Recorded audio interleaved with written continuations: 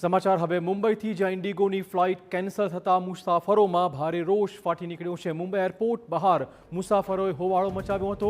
Mumbai airport પર આજે પણ 104 ફ્લાઇટ કેન્સલ કરાઈ છે। મુંબઈથી ઉડાન ભરનારી 53 ફ્લાઇટ, મુંબઈ આવતી 51 ફ્લાઇટ કેન્સલ કરાઈ છે।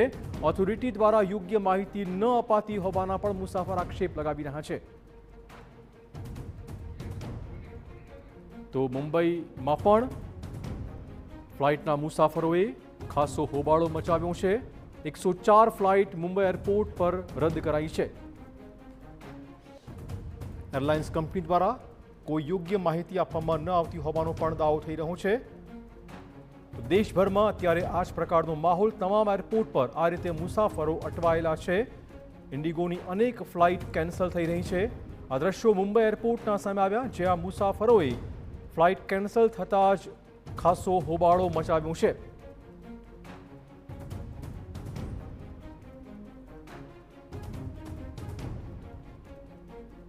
મુસાફરનો આક્ષેપ છે કે એરલાઇન્સ કંપની દ્વારા યોગ્ય પ્રતિભાવ અપાતો નથી, યોગ્ય અપડેટ પણ અપાતું નથી।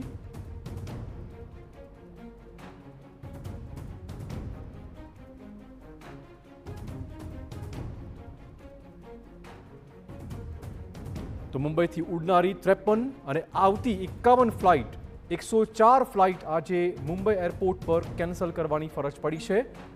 આથી મુસાફરોનો રોષ હવે ધીમે ધીમે ફાટી રહ્યો છે। પાછલા લગભગ 7 દિવસથી આ પ્રકારનો માહોલ છે। 3-4 દિવસથી વધારે ફ્લાઇટ કેન્સલ થઈ રહી છે।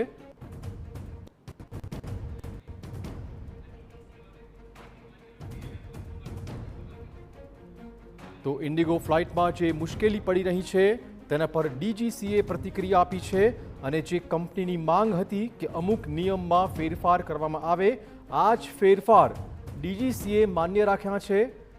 ક્રૂ મેમ્બર્સના વીકલી રેસ્ટનો નિર્ણય તાત્કાલિક અસરથી कैंसिल करायो છે। વધુ વાત કરવા જોડાશે हमारा संवाददाता कुमार कुंदन। कुमार, लगता है कि अभी पूरा जो माहौल है इंडिगो एयरलाइंस का, पूरा माहौल ठीक हो सकता है?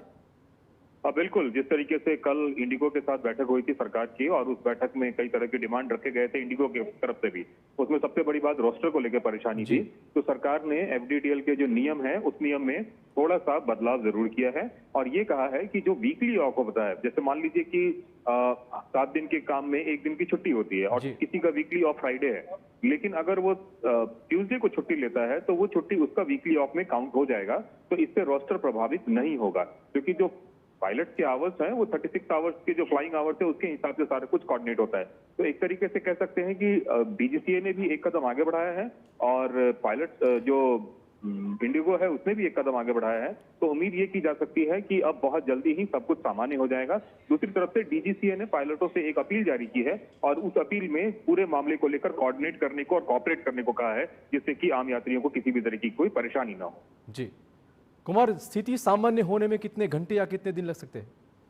देखिए, जो इंडिगो की तरफ से बयान आया था उसके हिसाब से 48 घंटे का उन्होंने वक्त बोला था, लेकिन जो मुझे व्यक्तिगत तौर पे लगता है कम से कम 3 से 4 दिन अभी लग सकते हैं पूरी स्थिति को सामान्य होने में। धन्यवाद कुमार पूरी जानकारी के लिए। तो डीजीसीए કેટલાક જે નિયમો હતા તેમાં ફેરફાર કર્યા છે। ઇન્ડિગો એરલાઇન્સના અધિકારીઓએ ગઈકાલે જ ડીજીસીએના અધિકારી સાથે વાતચીત કરી હતી અને જે રોસ્ટર છે તેના નિયમમાં ફેરફારની માંગણી કરાઈ હતી। આ માંગણી સંતોષાઈ છે અને હવે લાગી રહ્યું છે કે અમુક દિવસો પછી ઇન્ડિગો એરલાઇન્સની જે ફ્લાઇટ છે તે રાબેતા પ્રમાણે ઓપરેશન શરૂ કરી શકશે।